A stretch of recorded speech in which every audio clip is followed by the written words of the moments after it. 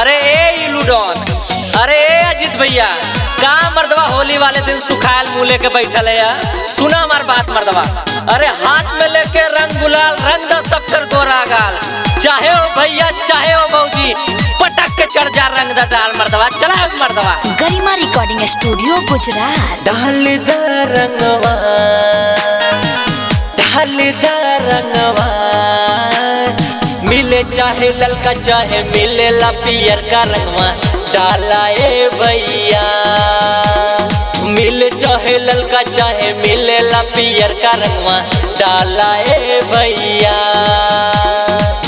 डाल द रंगवा अरविंद भैया, डाल द रंगवा, मिले चाहे ललका चाहे मिले ला पियर का रंगवा। डाला ए भैया, मिले चाहे ललका चाहे मिले ला पियर का रंगवा। डाला ए भैया, डाला ए भैया।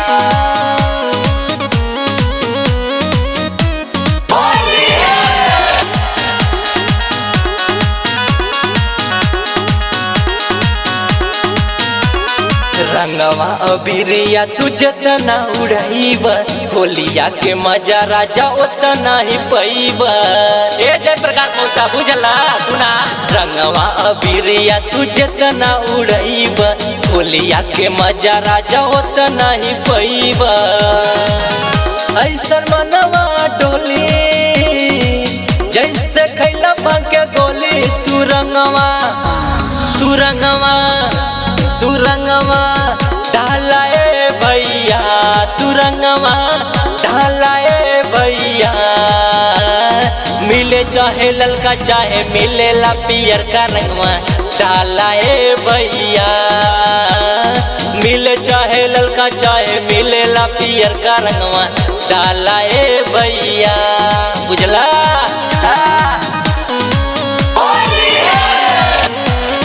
मिले चाहे ललका चाहे मिले ला पियर का रंगवा।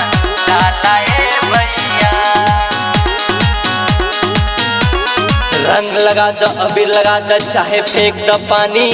जे केहू न माने तो कर याद दिला दो नानी। रंग लगा दो अबीर लगा दो चाहे फेंक दो पानी। जे केहू न माने तो कर याद दिला दो नानी। रंग फेंके में न केहू लजात जइया। अरे हमहू हई यूपी के भैया, कचक के चढ़ जाई त रंग उतर जाई हो। कचक के चढ़ जाई त रंग उतर जाई हो।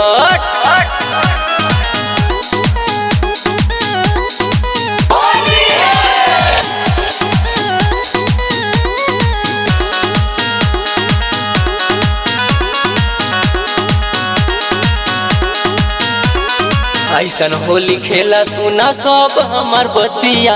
आई नहीं होली वाला दूसर कौनो रतिया हो। ऐसन होली खेला सुना सब हमार बतिया।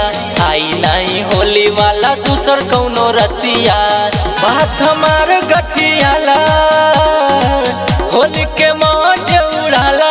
तू रंगवा, तू रंगवा, तू रंगवा, डाला ए भैया, तू रंगवा, डाला ए भैया, मिले चाहे ललका चाहे मिले ला पियर का रंगवा। डाला ए भैया, डाला ए भैया। गरिमा रिकॉर्डिंग स्टूडियो गुजरात।